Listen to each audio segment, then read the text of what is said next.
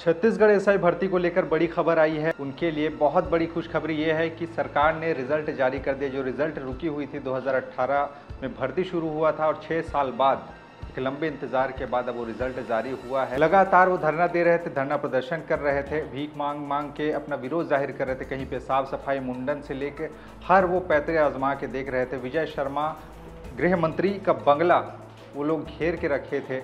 इसके बाद उनको आश्वासन मिला कि अब देंगे तब देंगे, तारीख पे तारीख मिल रही थी, लेकिन अब फाइनली उनके लिए खुशी की खबर ये है कि रिजल्ट जारी हुआ है।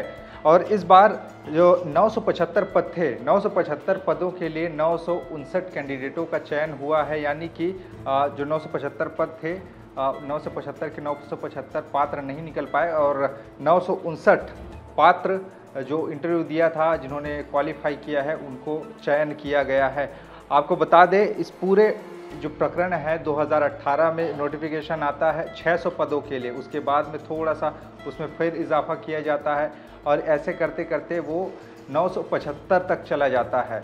लेकिन रिज़ल्ट उनका रुका था और 2023 में इंटरव्यू होता है कुछ लोगों का और उसके बाद फिर मामला कोर्ट में चला जाता है। कोर्ट में जाने के बाद कोर्ट भी लगातार कह रहा था कि रिज़ल्ट जारी करिए इनका, और सरकार उस पर ध्यान नहीं दे रही थी। ये लोग विरोध प्रदर्शन कर रहे थे लगातार, क्योंकि बढ़ती उम्र के साथ साथ जिम्मेदारियां भी बढ़ रही थी और ऐसे में इनको नौकरी की सख्त ज़रूरत थी। और बेरोजगारों के लिए एक सबसे बड़ा ये सुनहरा मौका है। दिवाली से पहले सरकार ने उनको बड़ा तोहफा दिया है। दिवाली के पहले एसआई अभ्यर्थियों के लिए बड़ी खुशखबरी ये है कि सरकार ने जो रुकी हुई रिजल्ट थी 2018 में नोटिफिकेशन आया, उसके बाद में अब जाकर रिजल्ट आया है। काफी ज्यादा जद्दोजहद करने के बाद में लगातार प्रदर्शन करना, भीख मांग के प्रदर्शन करना, यहाँ तक विजय शर्मा के बंगले का घेराव इन्होंने किया और जाकर इनकी मेहनत रंग लाई है। पहले तो बहुत बहुत बधाई हो आपको, आपकी रिजल्ट जारी हो गई है। जी, बहुत सही समय पे सर ने रिजल्ट जारी कर दिया।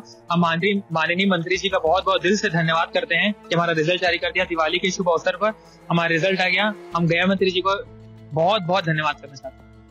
आया शुभकामना कि नहीं आया? फोन लगाए थे? जी बिल्कुल फोन लगाए थे। वो हम लोग को निमंत्रण के लिए अभी निमंत्रण दिया कि अभी तुरंत सर्किट हाउस पहुंचना है, बस वहीं जाने का प्लान कर रहे हैं। अच्छा, इससे पहले के लगातार कूद रहे थे सरकार को कि भाई कर नहीं रहे, कर रहे, अब आज कैसा लगा? आज बहुत खुशी है और इतने लंबे जो सफर था हमारा, जो संघर्ष का सफर 6 साल, आज पूरा बहुत खुश है।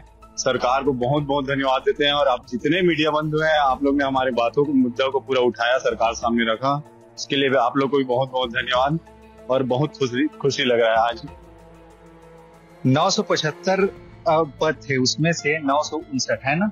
959। अब परिवार में कैसा है? शुभकामनाओं का दौर चालू हो गया होगा? शुभकामनाओं का दौर सुबह से ही चालू है। पहले मन में ये संशय था कि क्या जवाब लेके घर जाएंगे इस दिवाली में, तो माननीय विजय शर्मा जी ने ये दिवाली हमारा बहुत बड़ा तोहफा दिया और घर में एक जवाब देने के लिए होगा कि हमारा रिजल्ट हो गया, हम सिलेक्ट हो गए। इतनी खुशी है, माँ बाप के चेहरे में जो चमक है वो देखने लायक है। मतलब इतने दिन का पूरा दुख दर्द सब गायब हो गया, छू मंतर हो गया। बहुत बहुत धन्यवाद माननीय मंत्री जी का। इतने रात भर आप लोग जग के प्रदर्शन किए, सरकार को जगाने की कोशिश किए, अब वो याद आता होगा वो दौर और ये संघर्ष का फल।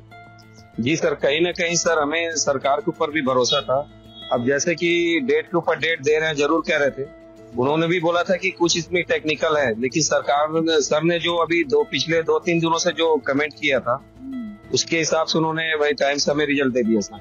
देखिए, हाँ, और हमें सर, हम बहुत बहुत बधाई दे रहे हैं सर विजय सर को और हमारी बीजेपी गवर्नमेंट को कि आगे हमारा जैसे रिजल्ट दिया और बाकी भी भर्ती को टाइम से वो कंप्लीट कराएंगे सर। उम्मीद लगा रहे हैं कि जितने भर्ती उन लोगों ने वादा किया था, घोषणा किया था, उन पर अमल करेंगे।